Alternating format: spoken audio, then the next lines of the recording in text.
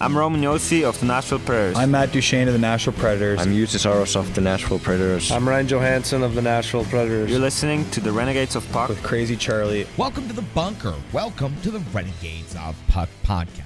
I'm your host and captain, Crazy Charlie Saunier, and before we get started on the No Half Step in Hockey coverage, let me direct you to our home website, renegadesofpuck.com. Once you go to renegadesofpuck.com, you'll learn everything you need to know about the show, and once you're good and educated about the show, well, then you can click on that merchandise tab. That's going to take you directly to our classic logo t-shirt, our Pride logo t-shirt, special event t-shirts, and so many other gimmicks that you've come to know and love from the Renegades of Puck. Socks, wall arts, throw pillow, bed sets, and that's just the beginning. We've sold out so that you can buy in. We sure to appreciate everyone who's picked up some merchandise over the last couple of weeks. Stick taps, love, and respect. Now, social media is of critical importance to this independent hockey operation, and you can help us out by going to the following platforms and giving us a like, a follow, a subscription.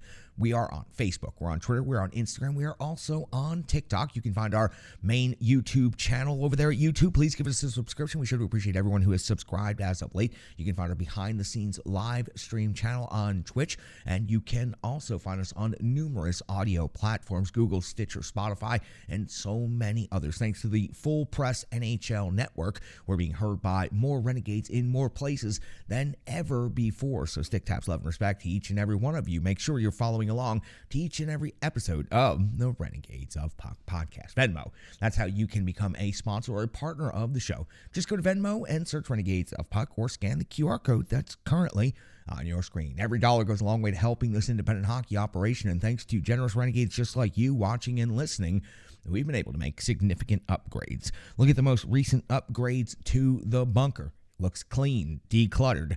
That's because of your great assistance out there. We're able to keep advancing the project, and we're able to keep evolving. So again, thank you very much. Stick taps, love, and respect to each and every one of you who has donated. Even the smallest donations go a long way to helping this independent operation. Now, I know it's time for the No Half Step in Hockey coverage, so let me deliver the goods. Time for operation number 739.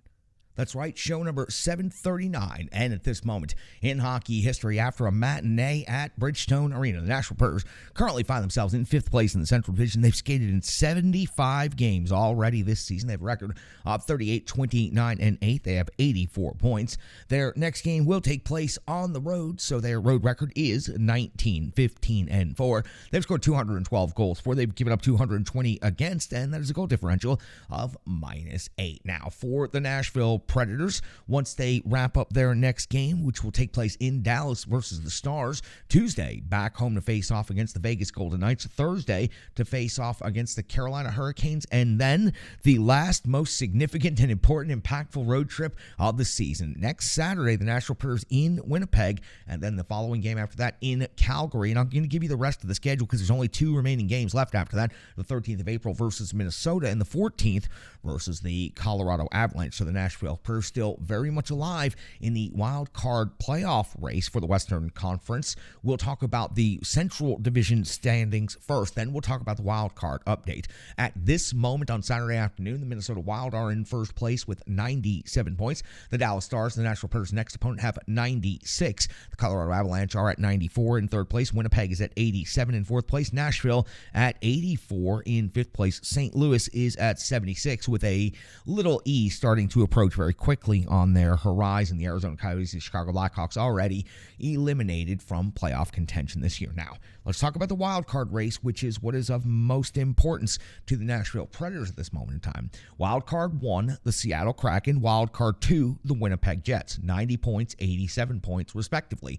Now, the Calgary Flames are still ahead of the Nashville Predators with 85 points, and then the Preds have 84. So the Preds would have to surpass Calgary and displace Winnipeg in order to secure the wild card 2 spot in the Western Conference. Now, the Nashville Predators have a head-to-head meeting coming up at Winnipeg and at Calgary, so the 2 teams that are directly ahead of them in the standings, and the Preds also have a game in hand over both of those teams. So this wild card 2 spot is as close as the race could possibly be with just 7 games to go now in the season. So that gets you updated on the Central Division and the wild card race. Now, let's talk about the Preds' next next opponent, the Dallas Stars. Dallas currently sits in second place in the Central Division with a game upcoming later this evening, and a very important game at Colorado that will be.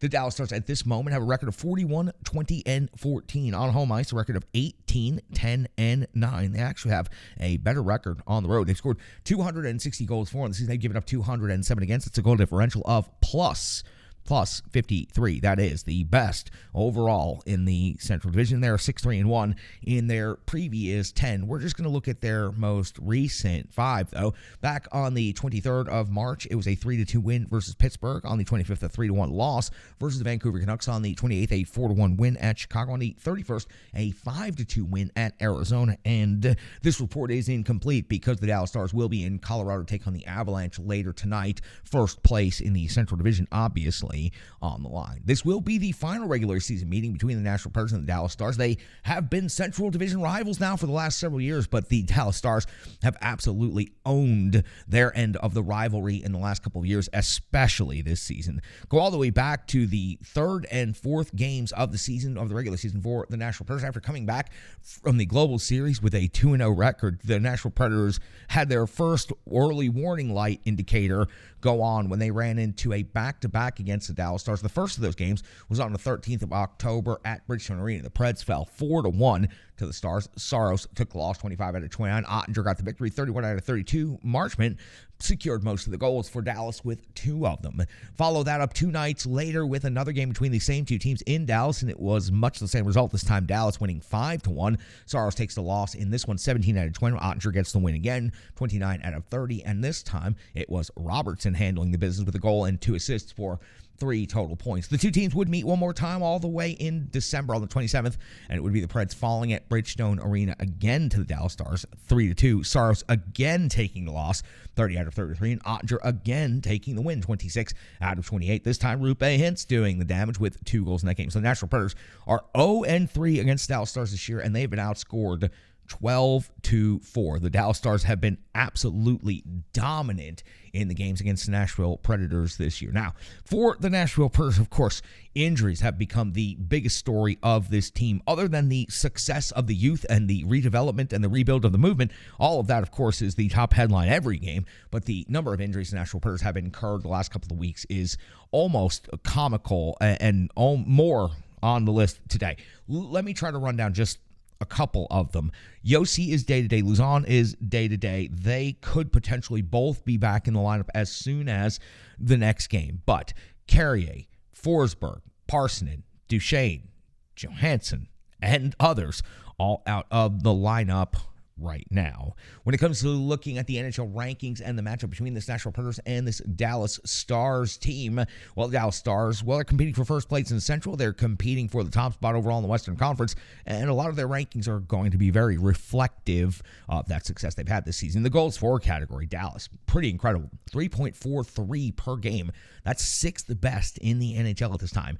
Goals for the Nashville Predators, 2.76 per game, is 28th overall in the league. In the goals against category, 2.72 for Dallas is 7th best in the league. Preds respectable at 2.91. That's 12th. They're in the top half of the league. In the shots for category, we know how much trouble the Preds have had generating shots on goal since Roman Josi has gone out of the lineup. They had trouble already before that, but with him out of the lineup, it is much worse. 24th overall in the league, only generating 29.8 on net per game, while Dallas is generating 32.2 on net per game. That's 11th best overall in the NHL. In shots against category, Dallas, same exact ranking, 11th, giving up 30.5 per game, while the Preds are giving up 32.3 shots against per game. It's 33.3 shots per game. Jesus, it just got even worse.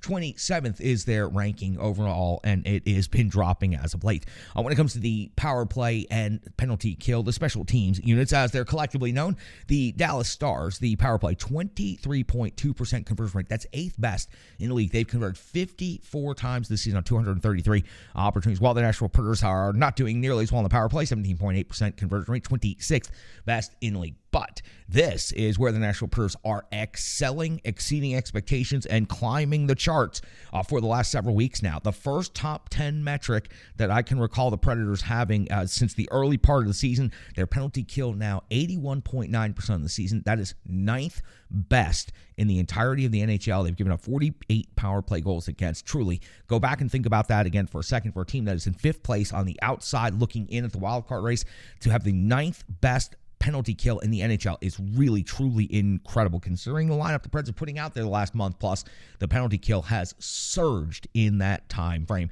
The PK on the other side is rated higher, but I doubt that they're hotter. The Dallas Stars have 83.3% kill rate on the season. That's third best in the NHL. They have given up 38 power play goals against on the season. Hockey players are as unique as the game itself, and your uniform should be tailored to fit you. Rebirth Sports is your sports apparel tailor. From shells, bags, warm-ups, hats, hoodies, branding, and more, let Rebirth Sports be your custom hockey tailor. And don't forget to tell them they do more than just hockey. Rebirth Sports on Facebook, Twitter, and Instagram. Rebirth Sport, a match made in hockey. It's now time for the Rebirth Sports full game recap. We go all the way back to April the 1st of the year 2023 when the Nashville Predators were welcoming in the St. Louis Blues to Bridgestone Arena.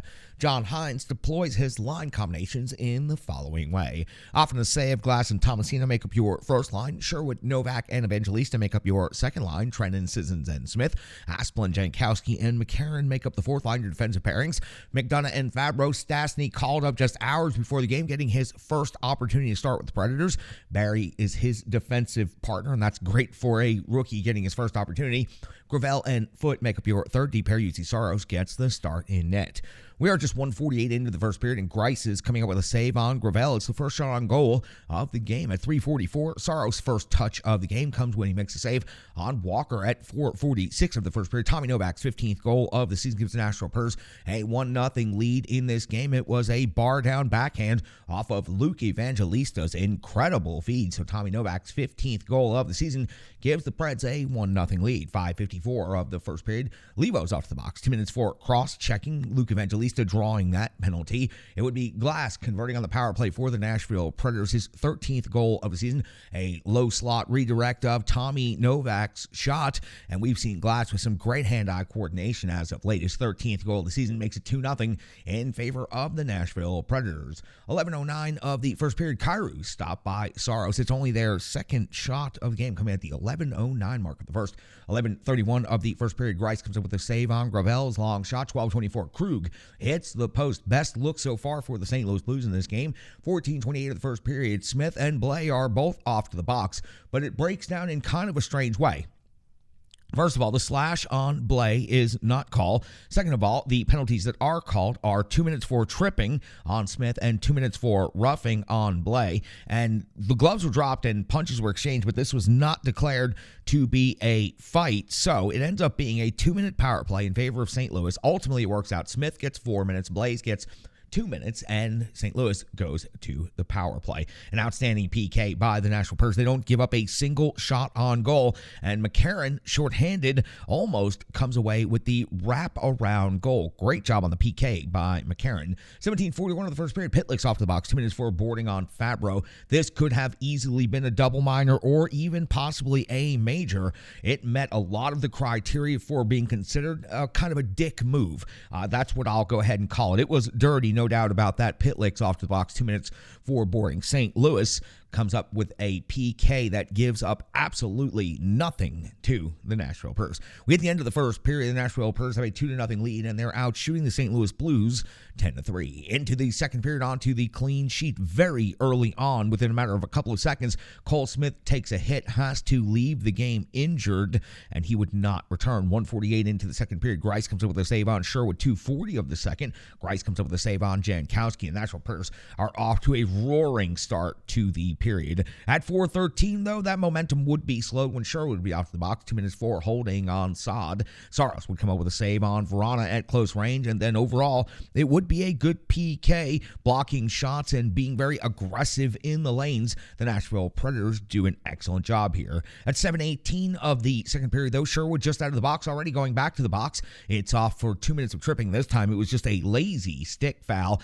Immediately as he comes out of the box, the Preds get stuck with the continuation for some time and then find themselves short-handed yet again. But the Nashville Predators would capitalize as they would come up with a short-handed goal. Colton Sissons would not be denied. He fights through the check seemingly all the way through the neutral zone, through the offensive zone, and takes the wrist shot with plenty of accuracy. His 12th goal this season makes it 3-0 in favor of the Nashville Predators. So the Predators now have a power play goal and a short-handed goal in this game against the St. Louis Blues. Continuation on on the penalty kill. It's going to be Foot picking up a 2-minute minor for cross-checking. That's going to allow for a 5-on-3 for the next potentially 20 seconds for the St. Louis Blues. Saros is coming up with a save on Shen and the PK. Really strong effort. Gravel stepping up in this big opportunity. 13-27 back to 5-on-5 hockey. And it's Luke Evangelista's 6th goal of the season. He brings the jam at the front of the net. Sherwood goes with the low below the goal line pass out to the slot area. Evangelista goes with the jam. His 6th goal of the season makes it 4-0 in favor of the Nashville Predators on Bridgestone Arena ice. 16:53 of the second. Saros comes with a save on Kyrou. 17:09. Saros a save on Blaze. 17:29. Saros a save on Blaze. Again, a scrum after this shift. Intense pressure by the St. Louis Blues, without a doubt, to this point in the game. Their best pressure of the entire game. But in the scrum, Blaze is going to pick up a 2-minute penalty for slashing on Dante Fabro. Matter of fact, the entirety of that shift, the Preds were not only pinned in their own zone, but the Preds defense was just taking a beating in front of the net. It looks like the Nashville Predators are about to pick up a power play goal from Sherwood, but I've already put an X through it. It's going to be reviewed and taken off the board for a high stick. But I've got to tell you, go back and just take a look at this thing. He tipped Trennan's shot high. It goes off of the goaltender Grice, and then he puts the rebound in right along the goal line. It was deemed to be a high stick, and the whistle should have blown at that point in time. So challenged, overturned, no goal. We return the score to 4-0 in favor of Nashville. That's how the period would end. The Preds out shooting St. Louis 28-18, but due to that 5-minute frenzy by the St. Louis Blues there for a brief time, they're able to generate 15 shots on goal in the second period after only having 3 in the first period. We are 59 seconds into the third period. It's Glass hitting the post for the Nashville Predators at 2:51. Grice comes up with a save on Fabro at the 5-minute mark. Grice another save on Glass. 7:16. Grice a save on Foot's long shot. And the Nashville Predators absolutely controlling all of the play the first 8 minutes of this third period. But at 8:36, St. Louis does break through as Rosen gets his 8th goal of the season. It was a wrist shot that hit some traffic. UC Saros screened, appeared to never see it. The puck finds its way trickling into the net. Then the St. Louis Blues are on the board. The Nashville Predators still lead 4-1 at Bridgestone Arena. We flip over to the back of the sheet at 10:21.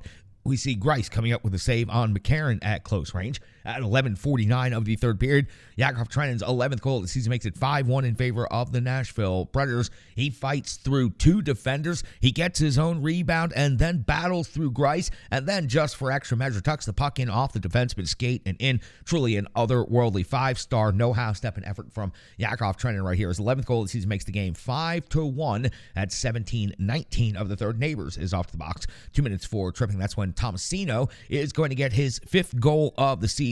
The way he shrugged and went to the bench not knowing if it was his goal or not, just kind of a comical moment on a day that started extremely heavy. It ends much lighter with the Nashville Predators getting a 6-1 victory. That Tomasino goal is 5th of the season. It went off the defenseman's skate and over the shoulder of Grice and into the net. 6-1 would be your final score in this game. The Nashville Predators would outshoot the St. Louis Blues 35-22. And let's be honest, the Nashville Predators this season have rarely dominated an opponent from start to finish for a full 60 minutes.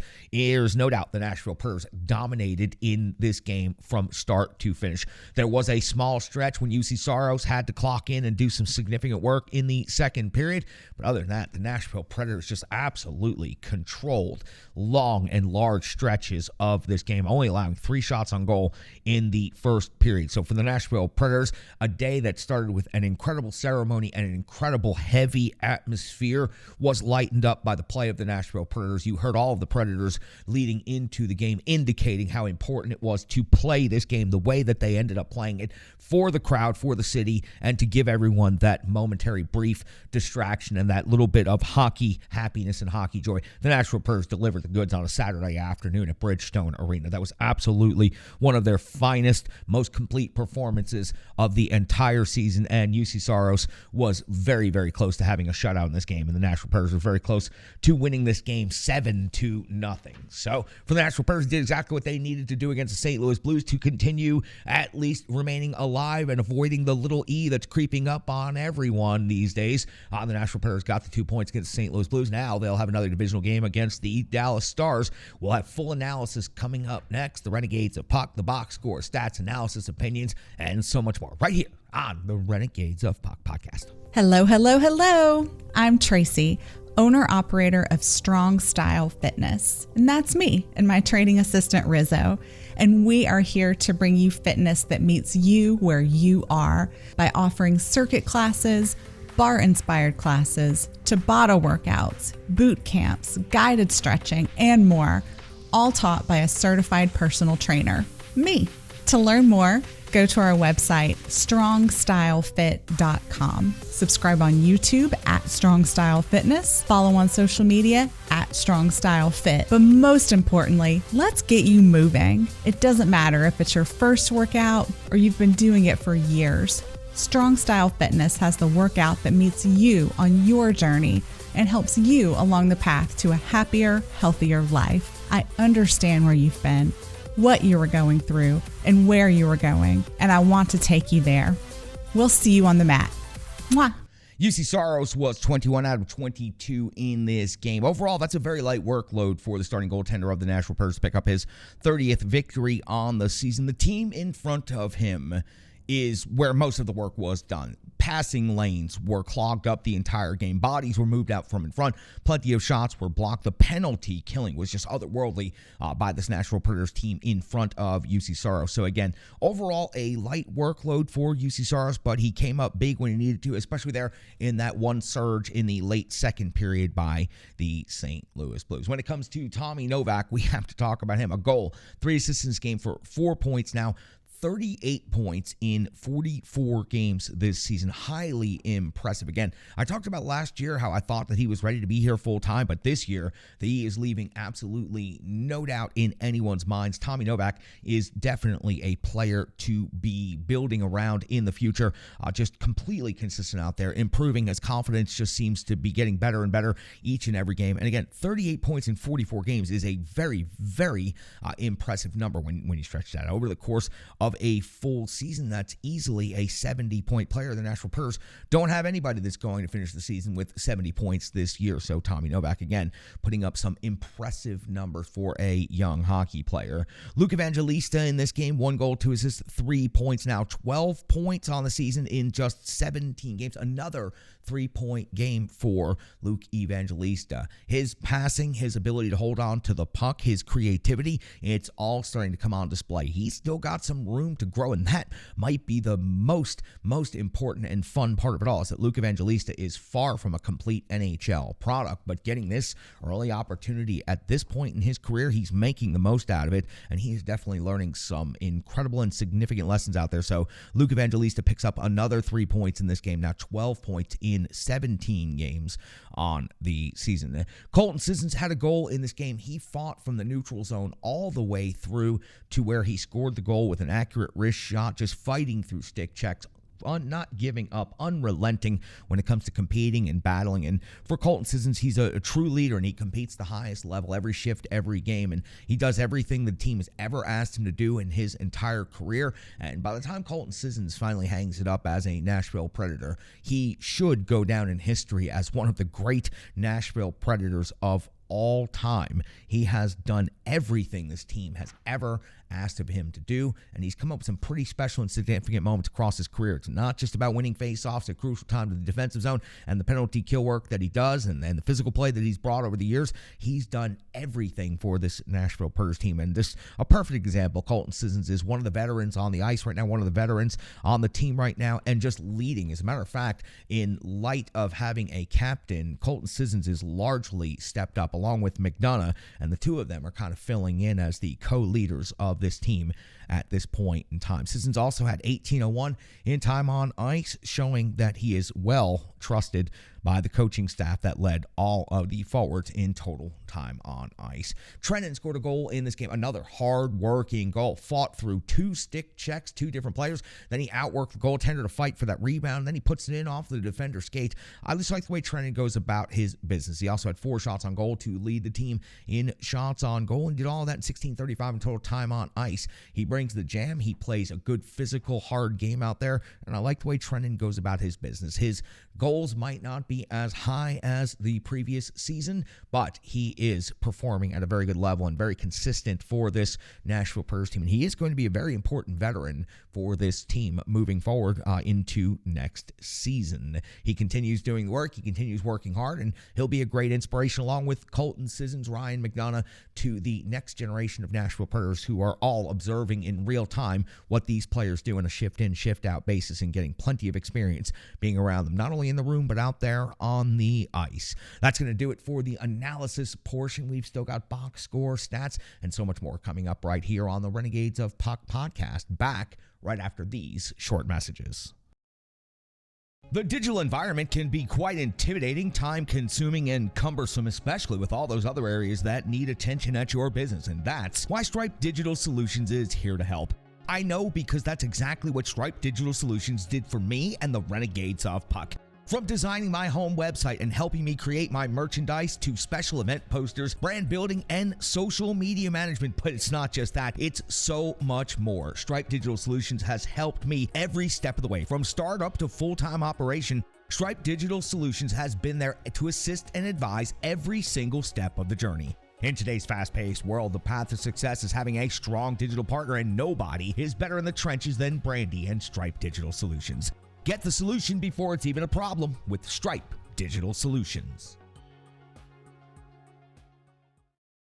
When it comes to the box score, all of the goals for this Nashville Predators team scored by forwards in this game. As a matter of fact, only 1 point not on the forward side of the ledger. Let's go over it. Luke Evangelista scores a goal in this game. Glass has a goal. Novak with a goal. Sissons with a goal. Tomasino and Trennan also with goals in this game. When it comes to assists, Novak led the team with 3 in this game. Evangelista had 2. Sherwood had 1. And Barry also chips in with 1 assist in this game. When it comes to shots on goal, it was Yakov Trennan leading the team with 4 shots on goal. Tomasino also had 3. A couple of other forwards, Jankowski, Glass, and Evangelista, all with 3 shots on goal. And Stastny, in his first game as a Nashville Predator, generates 3 shots on net. Only 13-16 total time on ice, the least amount of all the defensemen, but he did generate 3 shots on net in this game. When it comes to block shots, McDonough had 5, Gravel had 3. Nobody else really even put up any numbers in the block shots category. So for the Nashville Predators, getting it done with McDonough there. Stastny also puts up his first ever career block shot in this game. Dante Fabro blocked 2 shots in this game as well, and he just took a beating this entire game. He's really been taking a lot of physical work over these last couple of games. When it comes to hits, nobody on the team had more than 2. Highlight just a couple of the names that had 2. Tomasino, Cole Smith, Sherwood, and McCarron, all with 2 on the defensive side of things. Fabro and Foote each delivered 2 hits in this game. That was about it. From the physical side of things, when it comes to time on ice leaders, Colton Sissons led the forwards in total time on ice at 18:01.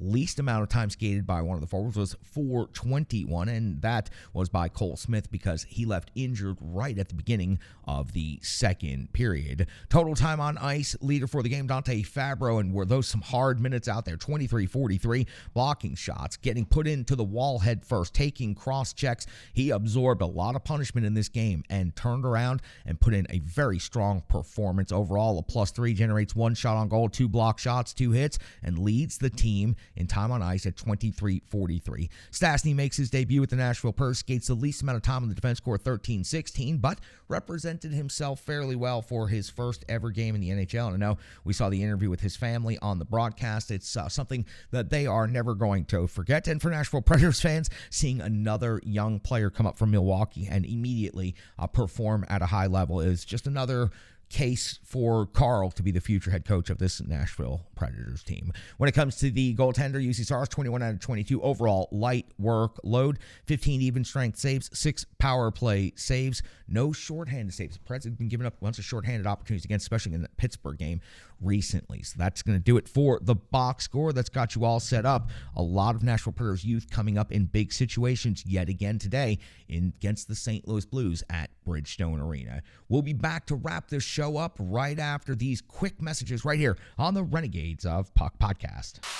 I'm Crazy Charlie Saunier, captain of the Renegades of Puck. I'm also tired of the cold, tired of the dark, and tired of being landlocked. I'm also willing to bet that I'm not the only one who could use some sun, fun, and time in paradise with friends. That's exactly why I called our great friend Pete Weber. He told me, call Ships and Trips Travel, and now we're all going to Mexico. That's right, Renegades of Puck, July 15th to the 20th of 2023. Dreams Vallarta Resort in Puerto Vallarta is the destination to hang with Pete Weber in paradise. To join Pete and the Renegades of Puck in Puerto Vallarta, go to www.shipsandtripstravel.com. That's shipsandtripstravel.com, and just click on the ROP on vacation tab. Don't stay landlocked. Join the Renegades of Puck in paradise, July 15th to the 20th, 2023 in Puerto Vallarta. Pete Weber, the Renegades of Puck, and you. It's time to ditch those skates for flip-flops and fun in the sun.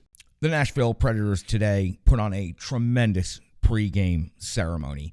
Over the course of this past week, locally, we have had significant amounts of tragedy. Some of it is well known to the far and wide audiences, some of it not so well known. A school shooting, a helicopter crash at the military base very close by, and significant severe weathers and tornadoes that decimated several parts of the region overnight just last night. It has been a very, very heavy and difficult week here in the Middle District and in many places. But for fans of the Nashville Predators, for this community, today was the first opportunity for everybody to come together. The Preds were on the road when everything happened. They had to get on a plane and leave immediately early this week.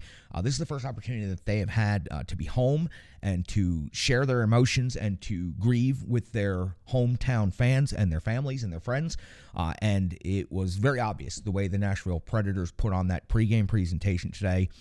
To hear Paul McCann, who is pro's pro, to hear the emotion in his voice as the realness of the situation crept through leading up to the moment of silence, to hear Willie Donick and to hear Chris Mason on the television broadcast and the emotion coming through from them and the emotion of everybody here in town.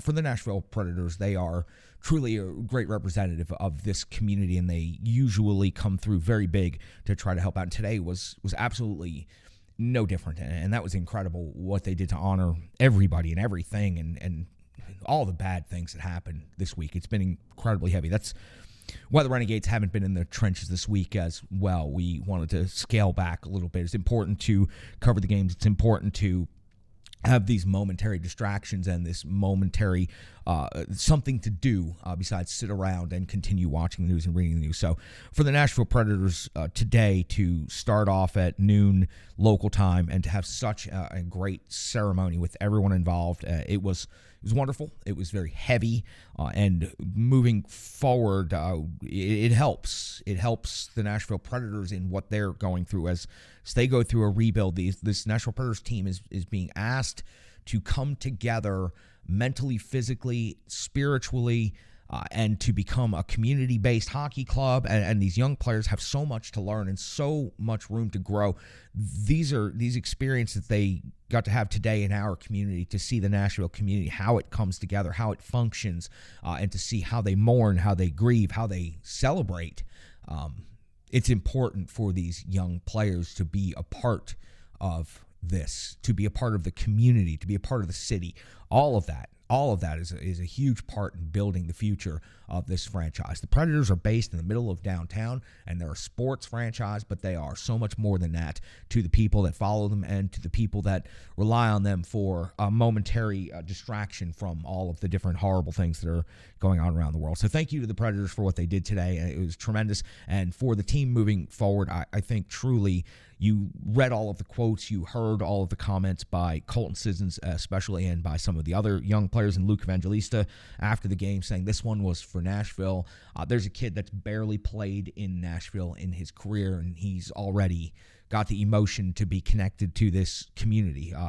It's great to see everybody coming together. It's great to see the team scoring 6 goals. That number 6 has become pretty incredible number here this week. 6 goals for 6 people.